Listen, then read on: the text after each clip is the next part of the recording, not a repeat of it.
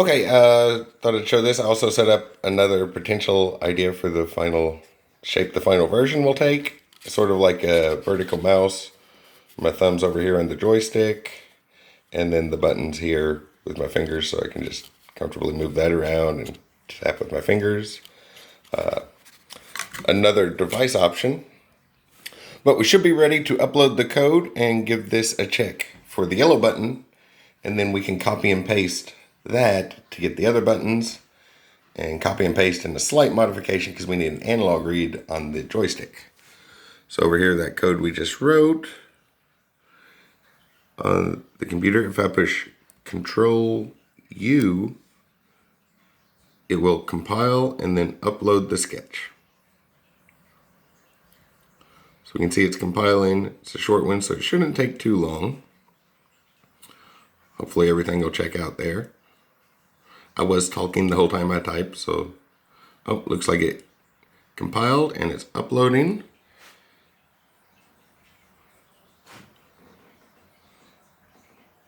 So it says it's done uploading. The lights have quit flashing. If I come back over to the computer, we can use this little button up here in the corner to open the serial monitor.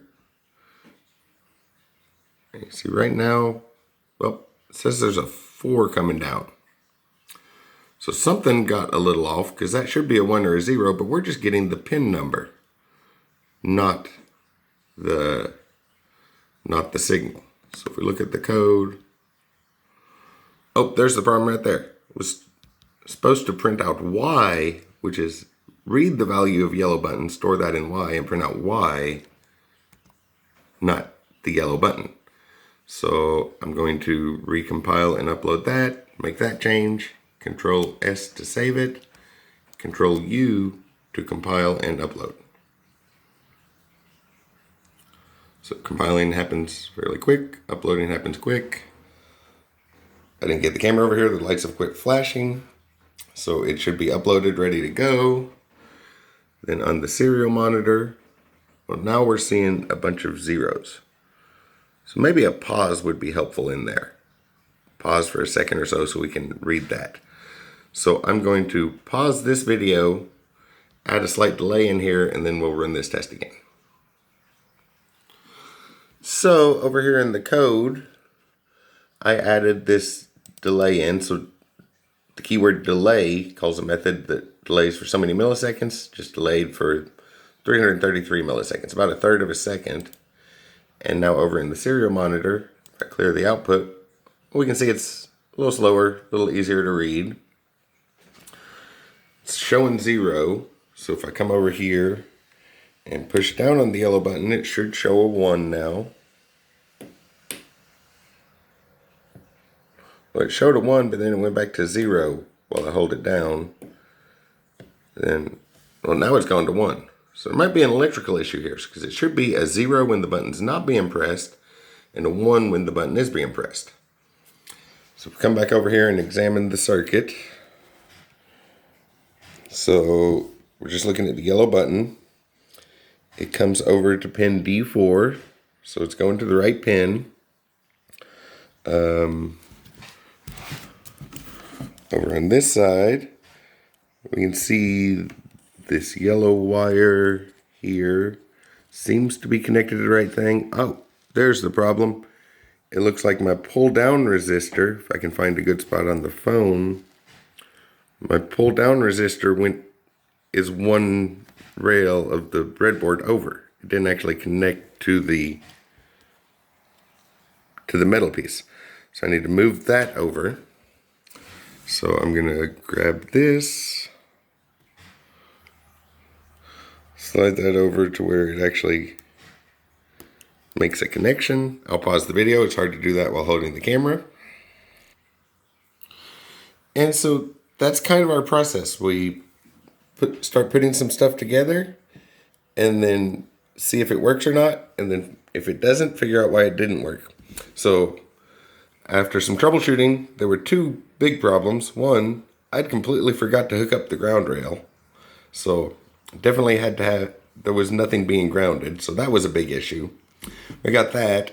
And these momentary tactile switches I selected didn't have any labeling on them whatsoever.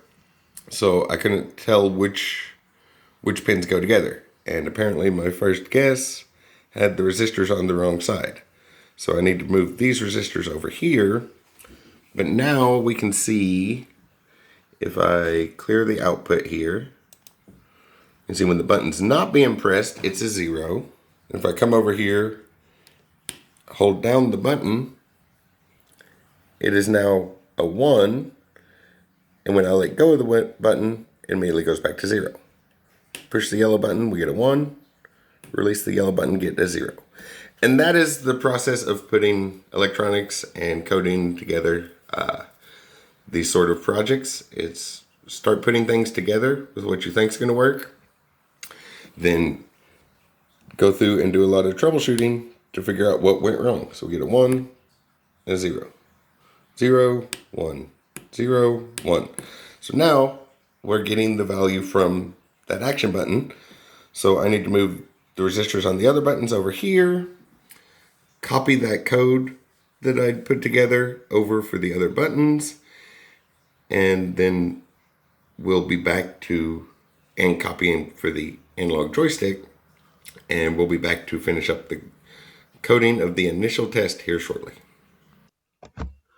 Okay, so I fixed those issues that we're finally able to troubleshoot on the board itself, on the unit itself, and then I just copied and pasted this integer for the button, the integer reference to buttons.